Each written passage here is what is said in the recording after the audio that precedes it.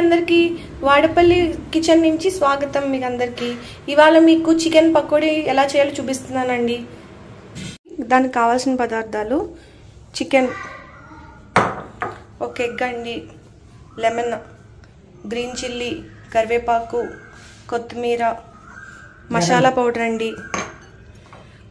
పసుపు, జీలకర్ర పౌడర్ అండి, ఇది సాల్ట్ అండి, కారం అండి. ఇప్పుడు ఎలా చేయాలో చూపిస్తానండి. ఫస్ట్ చికెన్ ఒక బౌల్లో తీసుకోండి. ఇదిగోండి ఫస్ట్ చికెన్, అందులో నిమ్మకాయ పిండుకుందామండి. ఫస్ట్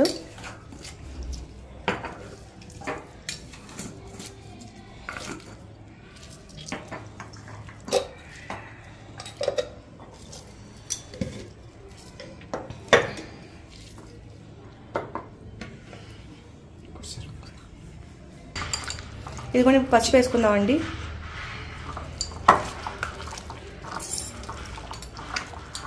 కొంచెం జీలకర్ర పౌడర్ అండి.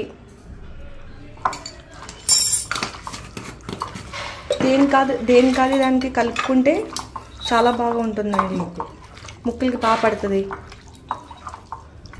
ఇప్పుడు మసాలా పౌడర్ వేసుకుందామండి.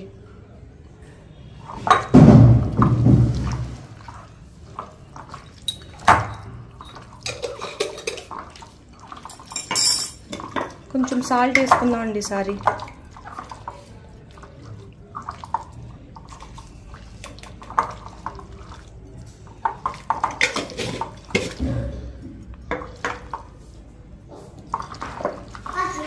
కొంచెం కారం వేసుకుందామండి ఈసారి.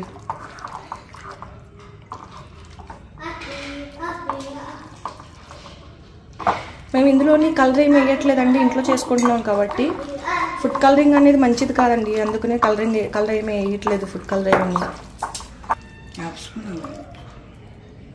ఇదిగోండి ఇందాక మీకు అల్లం వెల్లుల్లి పేస్ట్ చూపించలేదు కదండి, అల్లం వెల్లుల్లి పేస్ట్ కూడా కొంచెం వేసుకోవాలండి. మేము ఒక అర కేజీ వేసేయండి. అది ఇదిగోండి మేము ఒక పావు కేజీ చికెన్ తెచ్చుకున్నామండి, కొంచెమే తిన్నామని. అందుకనే ఒక స్పూన్ అల్లం వెల్లుల్లి పేస్ట్ వేసుకున్నాము.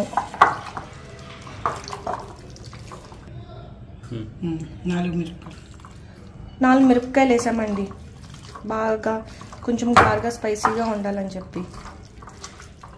కరివేపాకు కొంచెం అండి, కొత్తిమీర,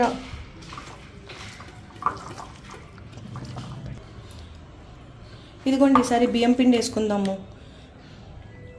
ఒక స్పూన్ బియ్యం పిండి వేసుకున్నామండి. మేము తీసుకున్నది చికెన్ తక్కువ క్వాంటిటీ కదండి, అందుకని ఒక స్పూన్ తీసుకున్నామండి. ఇప్పుడు ఒక స్పూన్ శనగపిండి కూడా తీసుకుందామండి.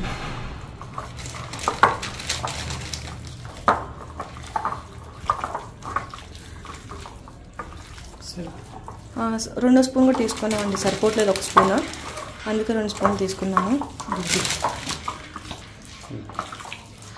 సాల్ట్, కారం, మసాలా అవన్నీ కూడా అండి మనం టేస్ట్ సరిపడగా వేసుకోవాలండి. మీరు కొంతమంది కారం తక్కువ తింటారు, కొంతమంది కారం ఎక్కువ తింటారు, అలా వేసుకోవాలండి. దాన్ని బట్టి ఒక ఎగ్ కూడా వేసుకోవచ్చండి. మా దగ్గర నాటుగుడ్డు ఉందండి, అందుకని నాటుగుడ్డు వేసుకుంటున్నాము. ఎగ్ వేసుకోకపోయినా పర్లేదండి, కానీ వేసుకుంటా మంచిదే. నార్మల్ ఎగ్ వేసుకోవచ్చు, నాటుగుడ్డు వేసుకోవచ్చు. బాగా కలుపుకునండి. టైం ఉంటే ఒక 1 అవర్ మీరు ఫ్రిడ్జ్లో పెట్టుకుంటే మాత్రం చాలా బాగుంటుందండి, చాలా బాగా టేస్టీగా వస్తుంది.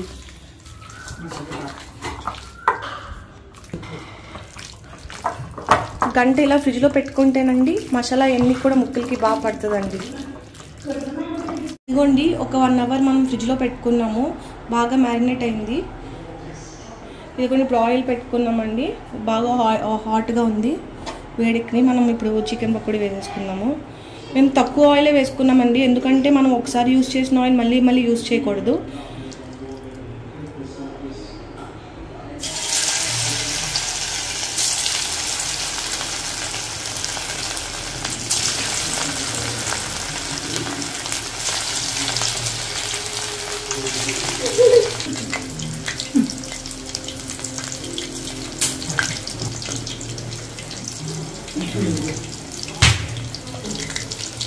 ఇది ఇదిగోండి ఆయిల్ స్పీడ్గా పెట్టకూడదండి, హైలో పెట్టకూడదు. ఎందుకంటే మీరు హైలో పెట్టారనుకోండి దాన్ని త్వరగానే అయిపోతుంది, కానీ లోపల ముక్కంతని మెత్తగానే ఉండిపోతుందండి, బాగోదు.